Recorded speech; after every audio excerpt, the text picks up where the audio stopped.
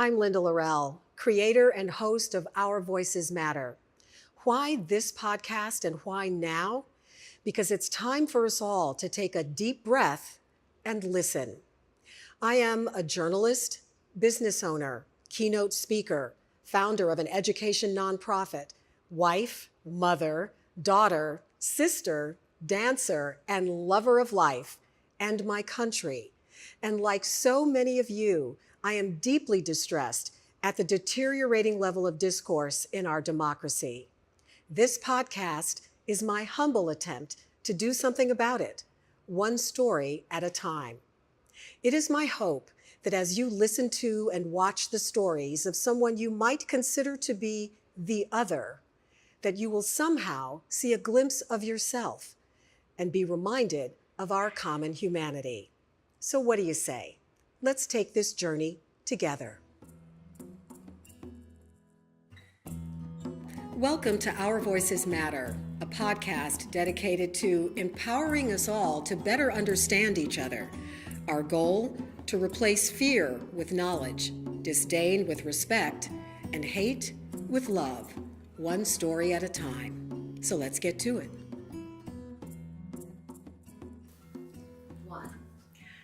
I am beyond excited to talk to today's guest, Denise Hamilton, who is the CEO and founder of WatchHerWork. I love that title. Thank you.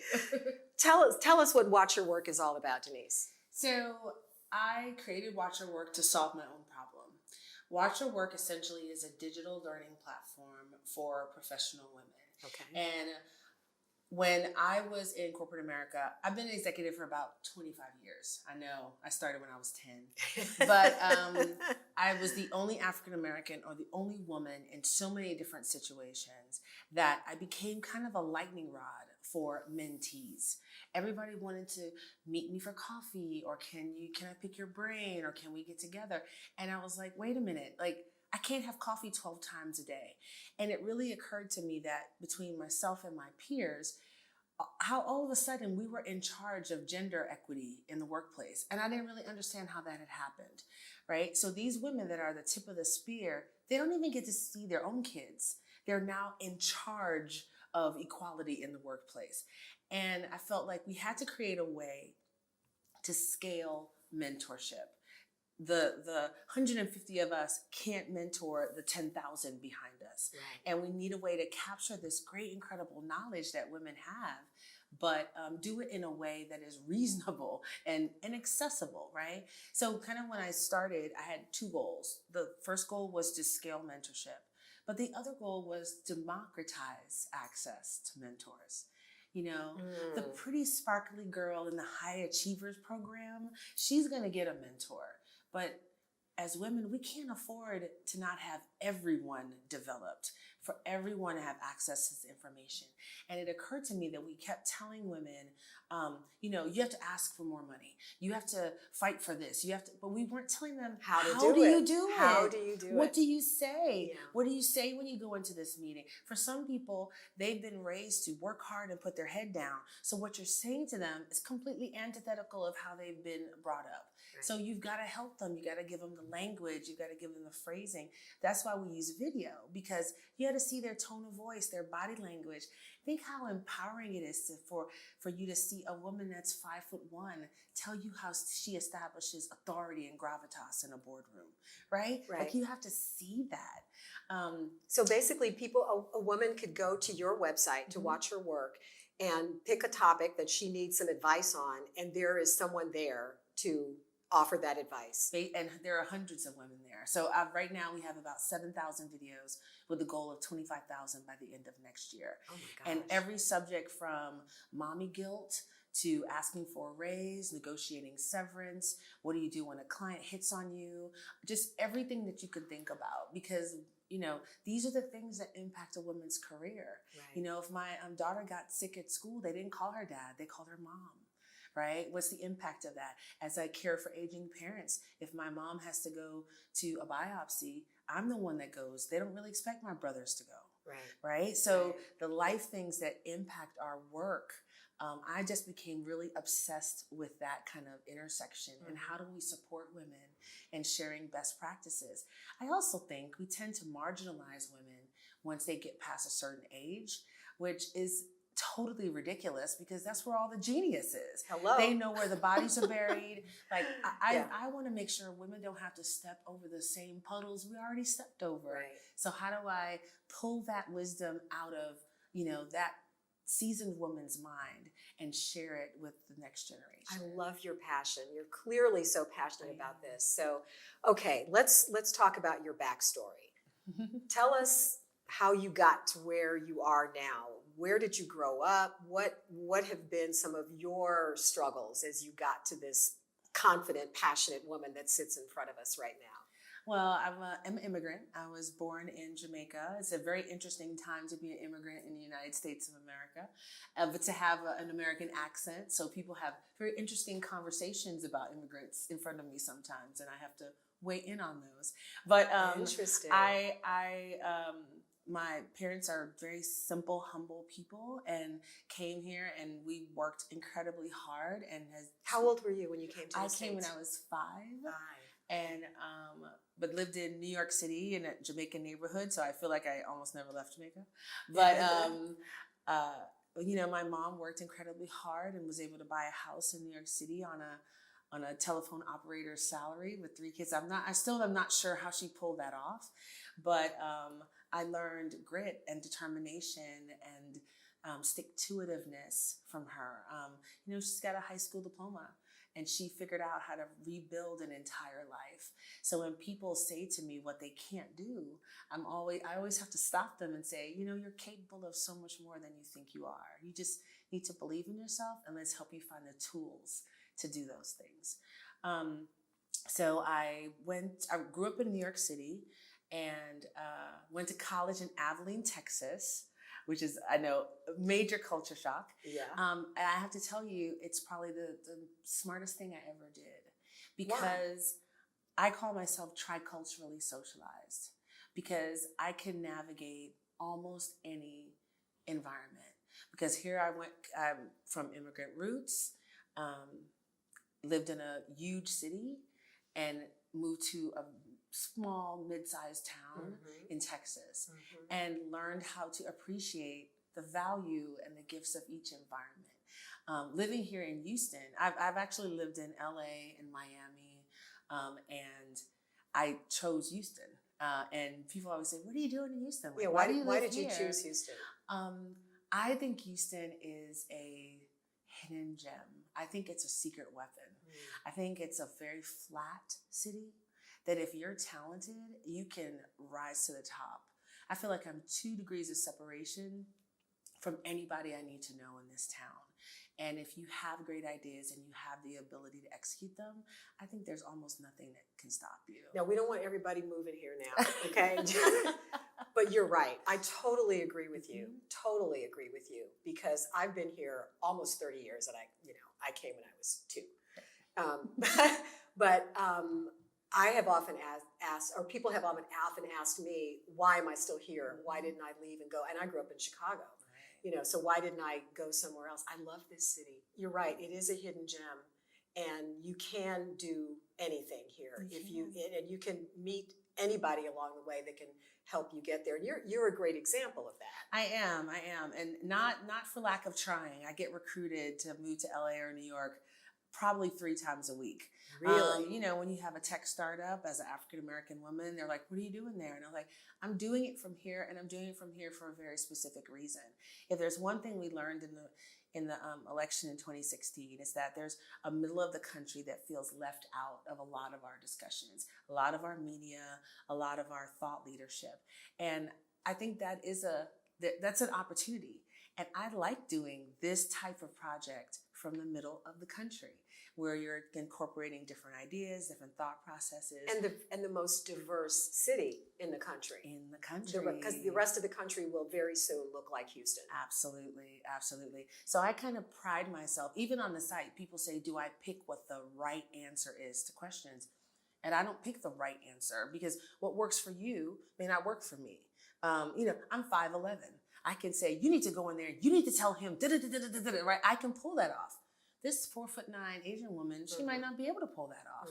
So it's really important that people see themselves and hear different ways to handle different conflicts and different issues and challenges. And that's what this podcast is about. I love it. Is about having people hopefully be able to see a glimpse of themselves in somebody's story that they didn't know and who maybe looks like someone that they would consider the other, right? So I want to talk a little bit about that. You mentioned that you're an immigrant and that people don't know that because you don't have an accent. So they assume you're African American and that you were born in this country. So what kinds of, so you're really a fly on the wall. I am. Okay, so what have you heard and how have you dealt with that? Well, it's been incredibly interesting not being of Hispanic descent to hear the immigration debate framed almost exclusively around Hispanic people.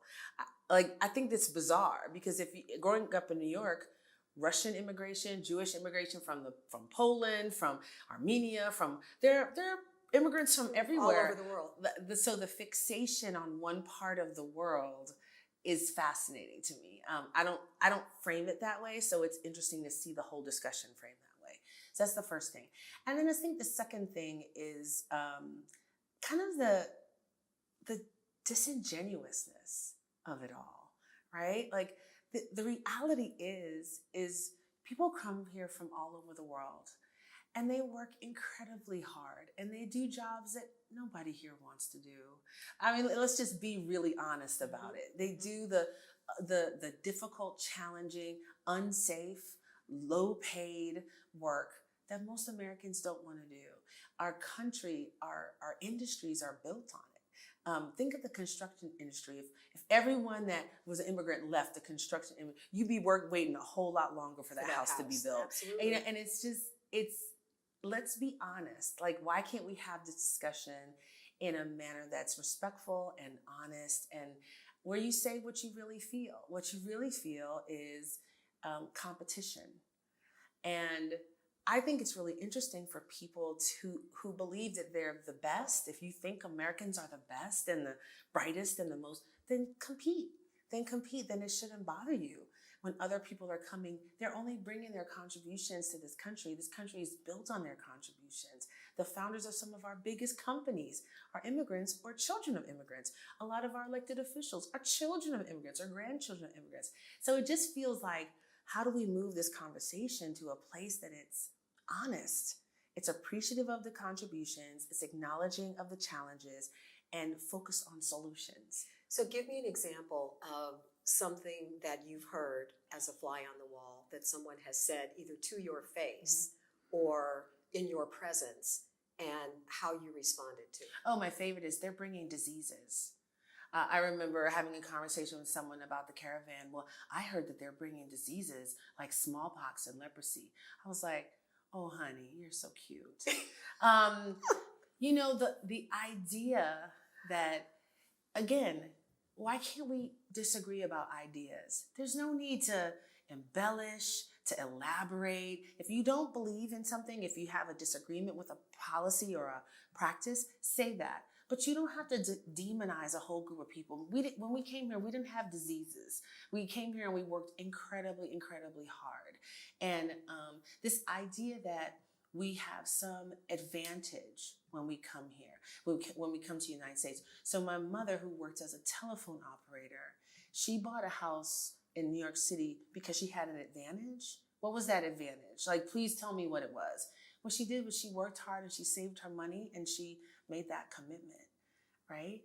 And I think it's easier to create otherness, to make them strange. They're somehow different than me and you. They're not different in any way that matters, right? And I guess I'm just stymied by it. Yeah. The kind of person that would walk 1,000 miles for a better life, That's not who we want in this country. Right. Listen, that's Hello. exactly Talk who about we determination want. and Determination, grit. I'm reading all these articles about grit and determination and and it's like, here's somebody that has it. There's no place for them here. We can't figure that out. Yeah. So I think it's a really interesting the idea of ownership. And I feel like this is a great American experiment. Like, nobody owns it.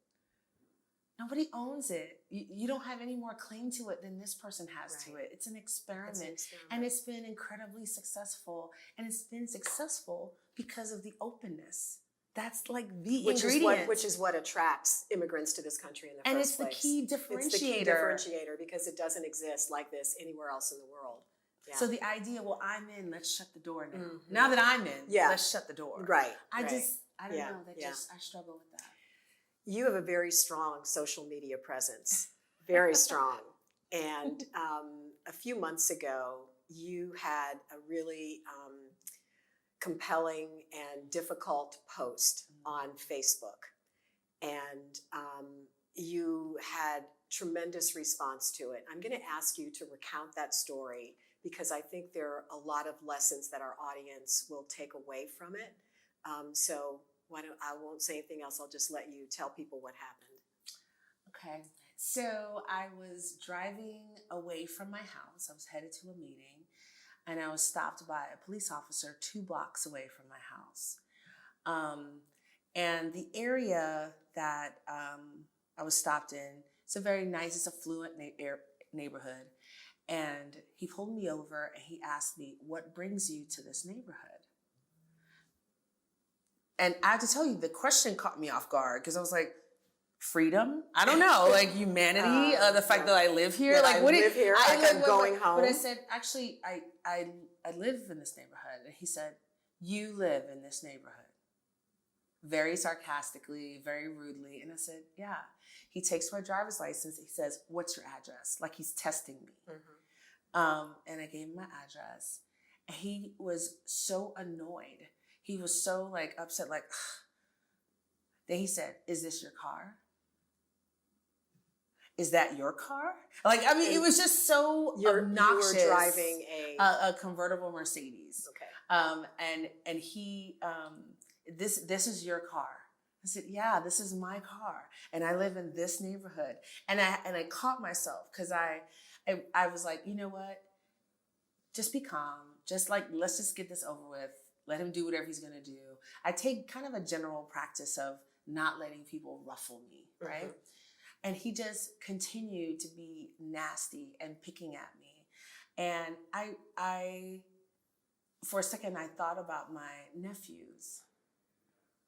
And I thought, I'm 48 years old. I can keep my cool. I was infuriated. I wanted to yell at him. I wanted to curse him out, mm-hmm. right? And I can keep my cool. What does a 17-year-old boy do? Mm-hmm. What does a 21-year-old young man do? Right? Just like, and it just gave me this incredible empathy for the fact that we have shifted the responsibility. The peacekeeper, the officer used to have responsibility for keeping the situation cool. And now it's shifted to the citizen. Mm-hmm. And I don't really know how that happened. So he had me scoot my car up to close to Westheimer so that everyone could see that he was doing his job and keeping the riffraff out of the neighborhood. Like he could see me standing up against the car. He kept me there for 20 minutes. And then wrote me a ticket. I feel like he sat back there trying to figure out what he could do because... What was the ticket for? For not stopping at the stop sign. No, he said, you stopped, but you didn't come to a complete stop. Yeah. Okay. So, but I think at that point he was worried because I do live in a neighborhood and this is my car, and he stopped me and he harassed me. Right. So now he has to kind of cover his bases. So I literally turned around and went home and posted that video because I was so angry. I was so angry because sometimes you think if you reach a certain status or you work hard or you push yourself throughout a situation that these things aren't going to happen to you. And I wanted to share my story because I know I have a strong social media presence. I know there are a lot of people of all races that follow me. And I wanted them to understand it's not just this young guy that lives in a poor neighborhood that gets harassed. It's everybody that gets harassed. And it's not okay when it happens to anyone. Right. That the police are supposed to be an ally, not an adversary. And I was really touched by the response from both the police department and the sheriff's department.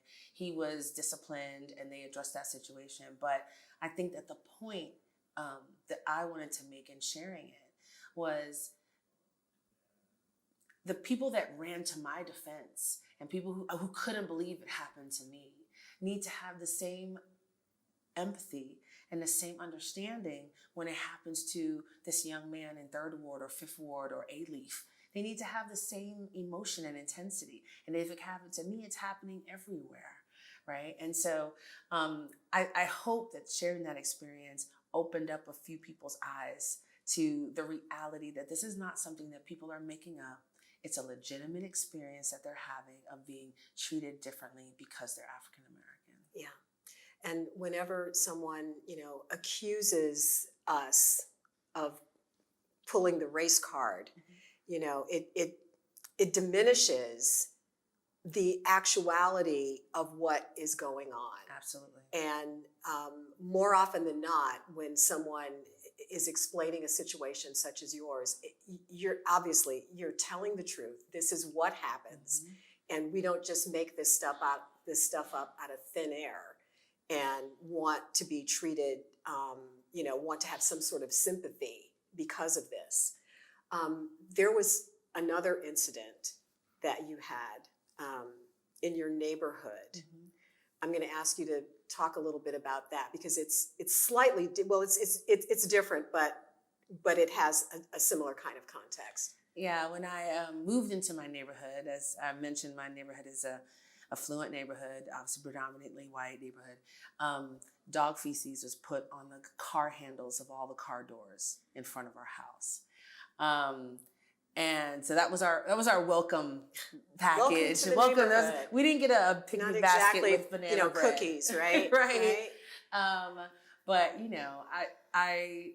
it is funny because my husband says, "You're so mellow about these things." I just have come to a space that I understand how disruptive I am, and I'm all right with being a disruptor, right? So when you make a splash, it's gonna make ripples and things are going to happen sometimes that you don't expect. So I tend to take those things in stride. Even election night, 2016, when Trump won, someone put basically a pile of dog feces in front of the driver's door every day for a week. So literally every day when I went to open my car door, there's a pile. So literally, so I wasn't even going to call the police because I was like, whatever, they're kooks, whatever. And my husband just finally insisted. He's like, no, we're calling the police. Like, this is ridiculous. And the police officer, when he came, he said, like, literally he had tears in his eyes because he said, I cannot tell you how many incidents like this we've had all over the city. Wow. And he said, when I post this report, the news stations are going to call you. He said, do not do a story with them. And I was like, why would you want to? At first I was kind of, wait, you want to cover this up? And he said, right now you have one crazy. You post a story, you're going to have hundreds. And the truth of it is we cannot protect you. Wow. And I think that it's harder for people to accept that this happens right now, today. You think of this as something that's in the past, as something that's over. And it's not. It's something that happens right now. And it's happening because people feel emboldened. It's the truth is that people who have these feelings have had them all along, but it's been hidden, and they have felt that it was politically incorrect for them to be able to express their true feelings in a way that they now feel that they can. And so what have you taken away from these two incidents that you just described for us what have you taken away from those incidents and turned it around into a positive so that it's not impacting your life in a negative way? I actually look at it kind of positively. I know everybody's freaking out when I say that. I'm a little crazy. But I think it's calcification breaking down. I think that when things are, when you cut open a pussy, nasty, infected boil or blister, all this nasty gunk oozes out. Yeah. But that's the first step to healing and to getting rid of all of that nastiness, right? Even all of these things that we see on social media of, somebody calling the cops because a Black person's at the pool, or they're at the Airbnb, or they're sleeping in the dorm room at Yale, in the rec room at Yale. Like we're seeing it's a digging out of the rot and the nastiness and the silliness. It's being exposed. And so while I hate to hear every single one of those stories, part of me is grateful because we're starting to see the healing part, and it doesn't feel good. It doesn't smell good, doesn't look good, doesn't taste good, but it's good. It's healthy. It's like chemo. It's terrible. It's poison, but it's going to get you on the other side of that cancer. Yeah. And so these things happen, but I have 1,000 things a day that happen that are wonderful and amazing. I have this incredible business that people support in ways I can't even understand sometimes. And that's people of all races. So I don't want to ever make the mistake that they're making, right? These racist, ridiculous people are making the mistake that one group of people, one is representative of all of these people. It's not. It just isn't. So I don't want to take that sickness into my spirit. There's great people of all races, all colors, all creeds, from all parts of the country.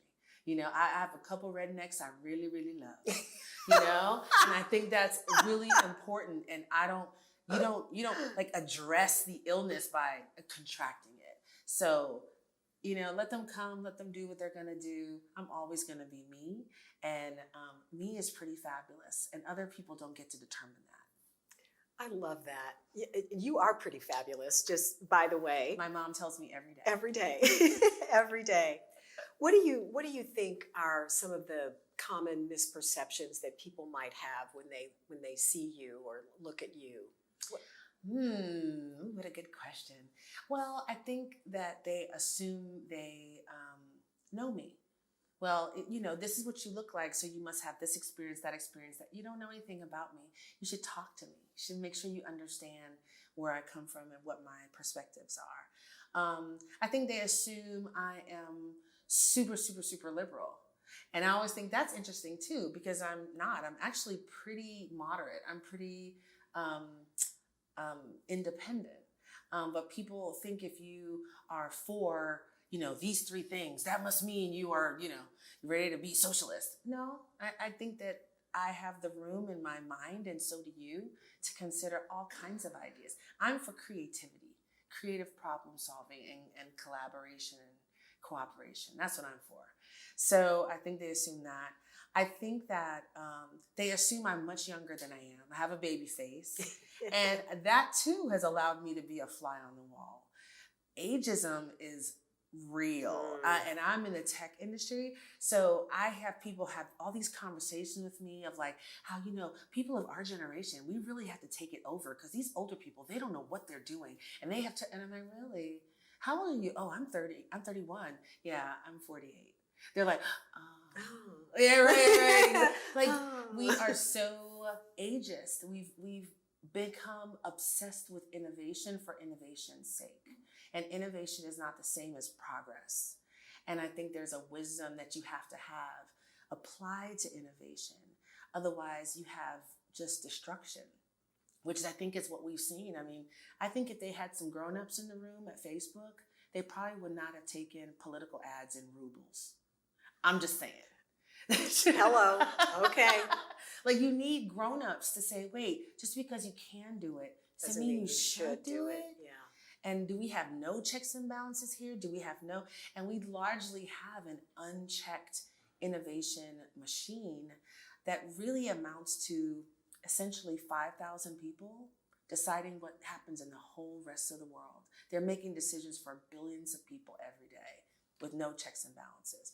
So I think that while it's been an interesting experience being a fly on the wall on the immigration discussion, it's also been a very interesting experience being a fly on the wall in the youth, ageism, innovation, tech. Those conversations are fascinating. I love youth. Youth is awesome, but it's you gotta have wisdom. Well, and the bottom line is that, we tend to come to situations with preconceived ideas and notions about who someone is or is not based on how they look and what we think somebody who looks like that should believe, think, act, do, etc. And so whether it's a question of ageism or sexism or racism or any ism you can come up with, the bottom line is we have to get to know each other. We have to talk. We have to ask questions. We have to have an open mind and not come to a conversation already having decided what your talking points are going to be to refute what comes out of your mouth before you even say it. Absolutely. And I think too, I speak a lot about diversity in terms of women's issues as well as issues in the African American community. And I think something we don't talk about enough is the cost of diversity, right? So we'll say,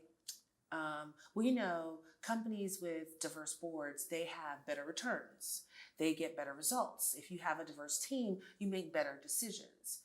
But what we don't talk about is, for a lot of companies, their priority is to reduce friction, is to create efficiencies and reduce friction.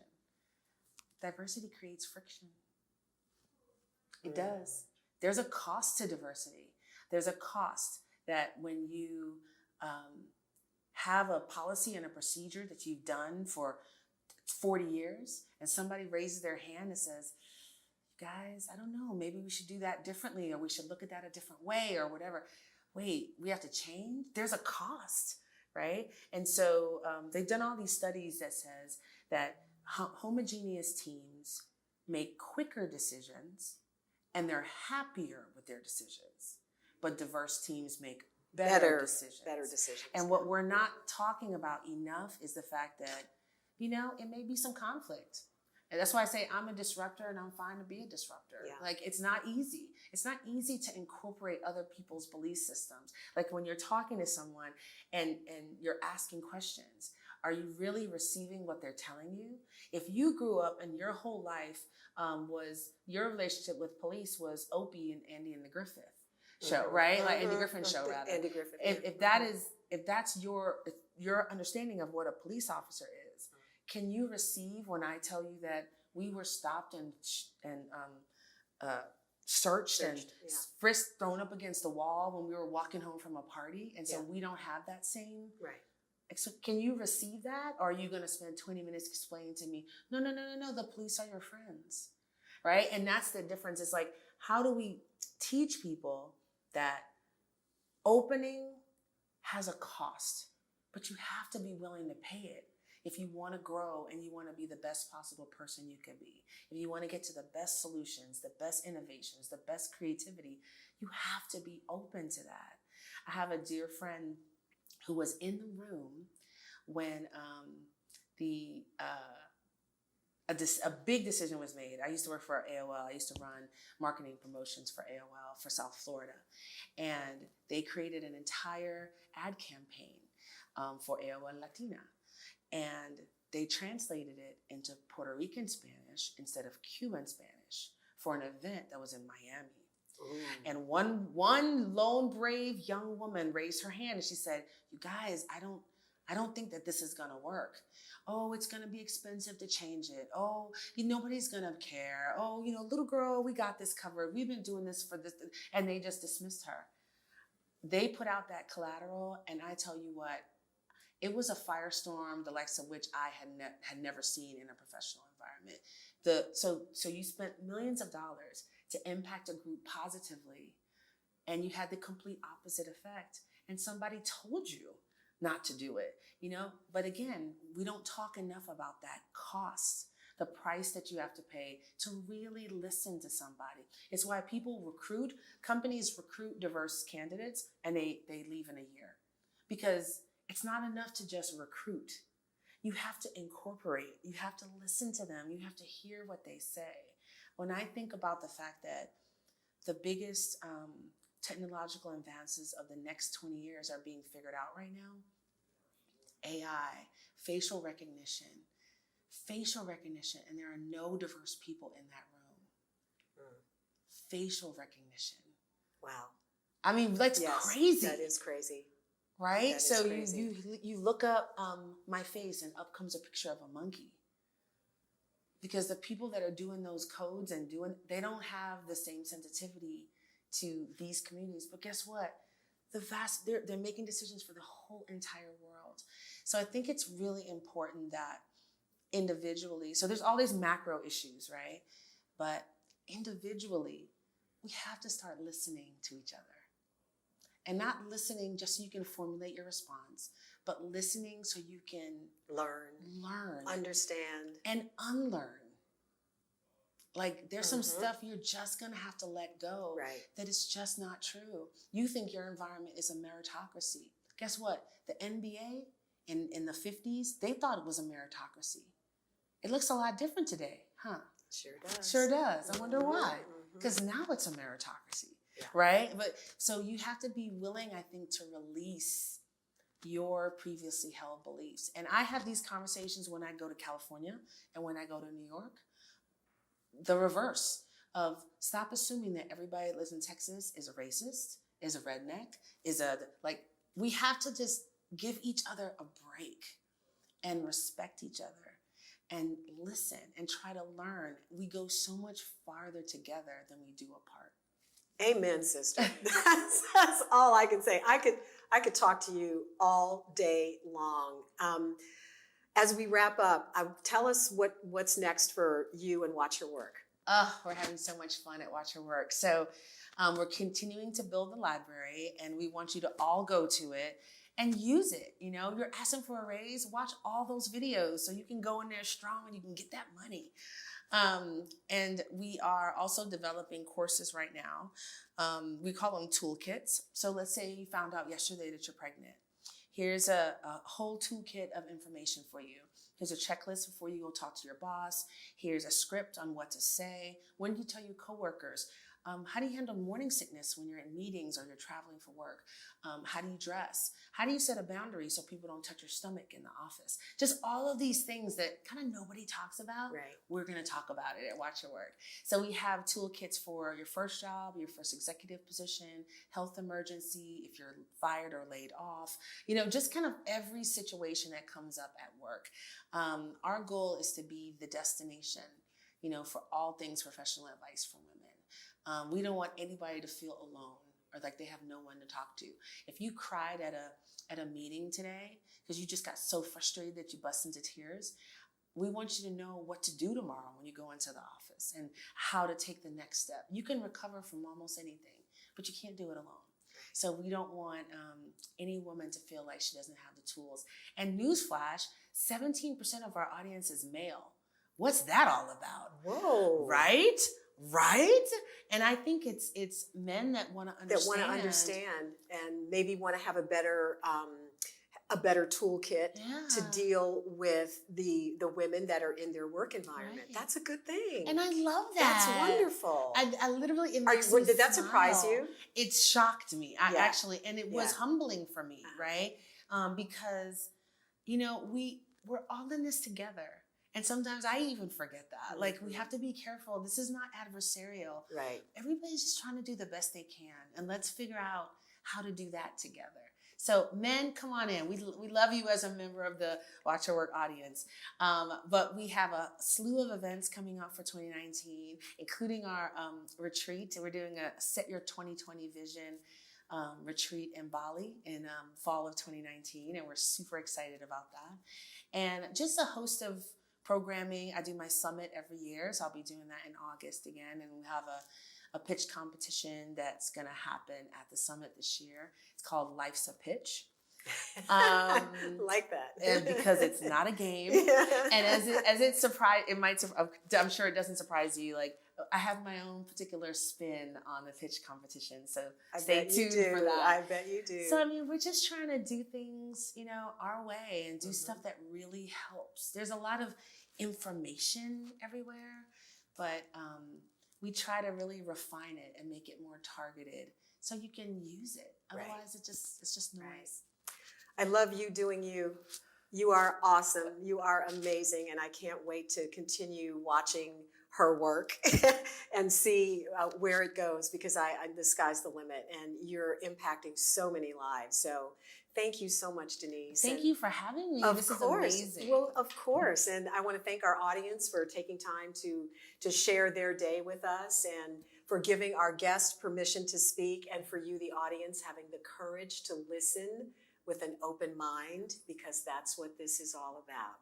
Thanks so much for watching and for listening. We'll see you next time. If the mission of Our Voices Matter resonates with you, please like, subscribe, download, and share. And then join the conversation, because it really is going to take all of us to make a difference. Thanks so much for sharing this time with us, for giving our guests permission to speak, and for having the courage to listen with an open mind. I'm Linda Lorelle, reminding you that our voices matter.